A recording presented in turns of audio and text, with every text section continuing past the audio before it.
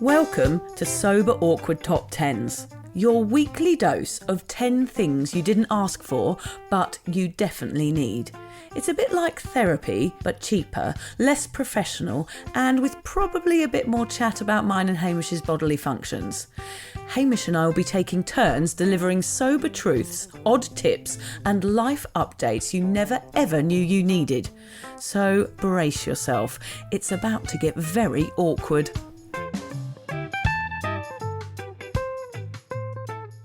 Hello and welcome back to this week's Top 10. And I must say this is probably my favourite subject of all within sobriety. These are my top 10 tips to best prepare yourself for your first sober social event. Oh, I just love it so much. Okay, number 10. I'll try and keep this under 10 minutes, but I do feel passionately about this. Number 10, and this might sound a little bit counterintuitive, please don't go unless you feel completely ready to go. It sounds obvious, but a sober social event will probably be at a bar or a pub or someone's house where you're going to be surrounded by alcohol. There is lots of danger in that. There's lots of triggers in that. Just give yourself time. You don't have to rush into this early. Feel ready for it. Do lots of sober socialising in daytime for walks or cafes or places where there is no booze. Build up your confidence in doing this before you say yes to something where there will be booze. Okay? Thank you. Number 9. Do something calming before you get to the event. We can often build up these sober events as something huge and something that I need to absolutely nail and it's going to be fantastic. Give yourself a bit of time to calm beforehand. I'm not necessarily saying you have to meditate in your car outside the pub, but just relax a little bit. Breathe. This is not the be-all and end-all of your life, and if it goes tits up, don't worry. I often think we are hard on ourselves if we go to an event sober and it's shit, and we're like, oh, I'm just not good at this. I'm never going to be good at this. I used to be fun when I was drinking, now I'm not. They're not all fun. Some social events are just shit, whether or not you're drinking or you are. So just calm things down before you head in. Number 8. I want you to give yourself permission to take timeouts throughout the night. And that might sound weird because usually when you take timeouts when we're going outside for a ciggy, you're going to basically do the equivalent with just resetting and recalibrating.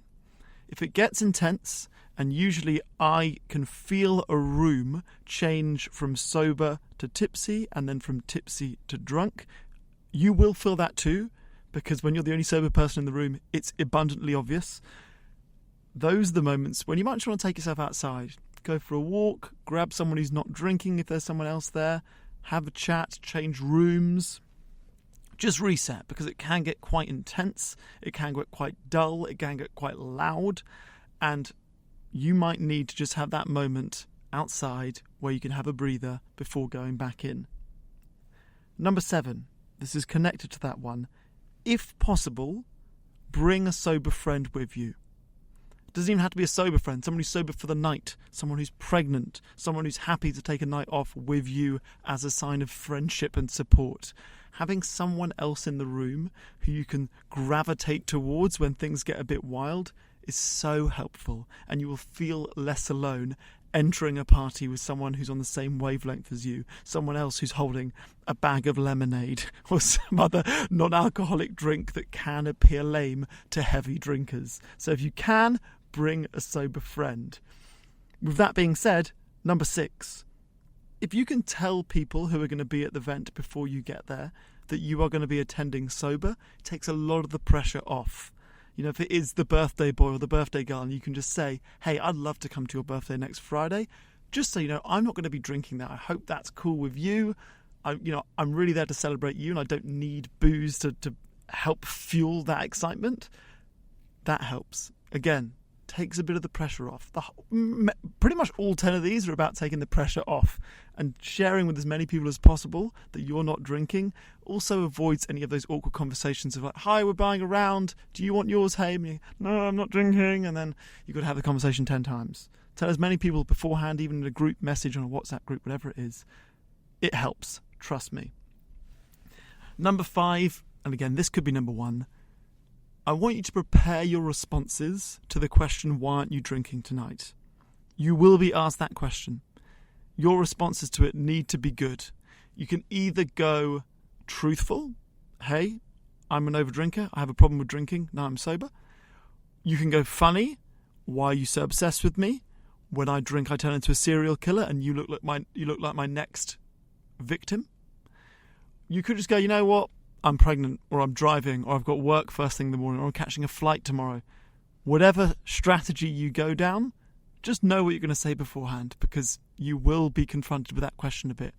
I like to think we live in a world where you just saying I'm sober is enough to shut people up. I like saying I'm sober and then watching them panic as to how bad my drinking was that led me to the point where I need to get sober if I don't know them. Have a bit of fun with it if you want. But yes, you're going to want to have some very clear-cut responses to that question. Number 4 is to bring cash. Now, why do you bring cash? Often, when we go out with a group of drinkers, and I mentioned rounds of drinks earlier, or I have a lot of dinner parties where everyone orders cocktails and everyone orders beers and a bottle of wine, and then it becomes the awkward splitting the bill conversation at the end of the night. If you have cash, you can just pay on your way out, or you can just pay your share without it being a whole palaver.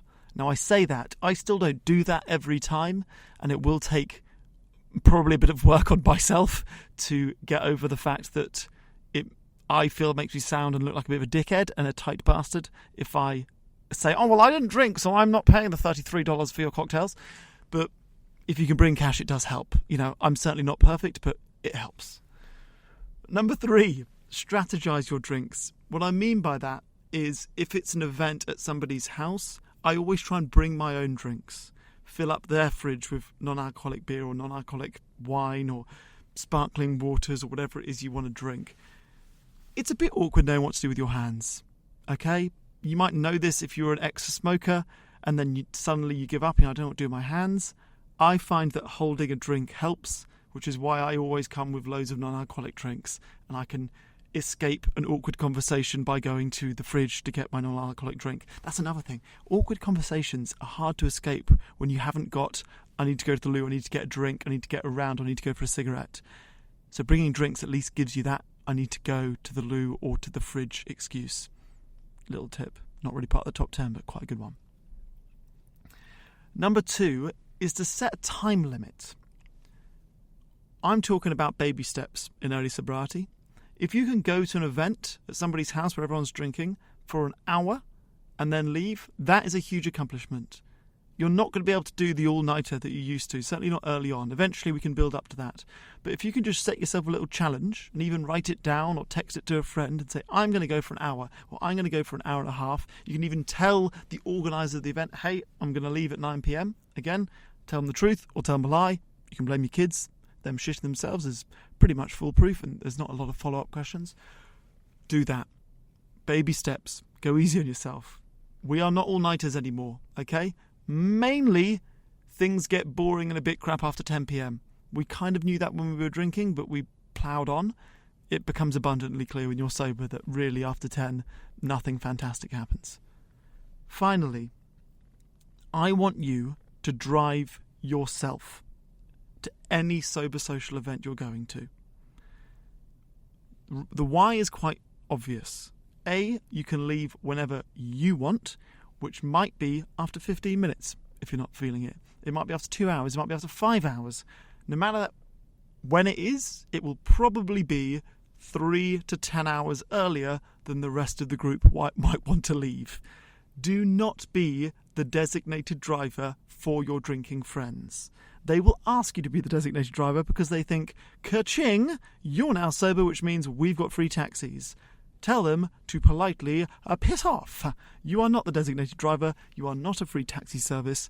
You need the security of being able to leave when you want, and often leaving and getting in a car and driving yourself home with the windows down and your favourite music blaring is the best bit of the night because you're feeling bloody brilliant that you did it. You went to a sober social event. You got through it. It wasn't awful. You proved to yourself that you are able to do something sober that you have only ever done tipsy or very drunk for maybe plus 10 years. And that is a fantastic feeling. I would say that, or getting at home and having like a warm brew and getting into bed and watching a film after a sober social event might be the best bits of the sober social event, which makes me sound boring and dull, but I feel like you will do that and then you will email me and be like, oh my God, you're right. The best thing about socialising is getting home alone. Oh, I'm not selling it. Anyway, I hope those top 10 tips help. Sober socialising is an enormous part of sobriety. It is one of the reasons very few people go sober in the first place, because we're not sure we can ever do it sober, and we're convinced that we are our best selves when we're drunk or tipsy. It is also one of the reasons that so many people that do drink relapse, because they don't try and sober socialise, because they find it frightening. They stay in, they prove to themselves by staying in their life is now boring, and that being sober is boring, and that they were more fun when they were drinking, and that leads to a relapse. So it's a huge topic within sobriety, and I hope those top 10 tips can help you along the way. Thanks very much. If you're questioning your relationship with booze, you're struggling to moderate, or your hangovers are causing anxiety, it might be time to reach out for some support. Yeah, just talk to a mate about how you're feeling, contact a local doctor, find an AA or sobriety group. Vic's got one. Yeah, just head to www.cuppa.community. Remember, if you're questioning yourself, it might be time to seek support. Even though this journey can be awkward, it is definitely worth it. And if you've enjoyed the Sober Awkward podcast, don't forget to review it, rate it, and share it with your mates. Do they have to share it with their mates? Yeah, of course they do. I'm not doing this for nothing, Hamish. Bloody hell. How do they share it? I don't know, just write it on the document.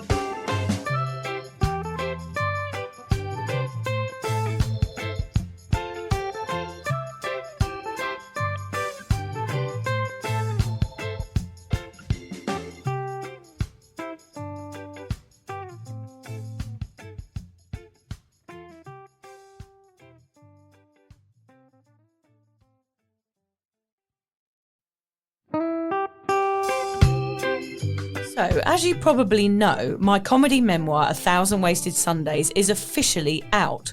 All my magnificent fuck-uppery in one awkward hit.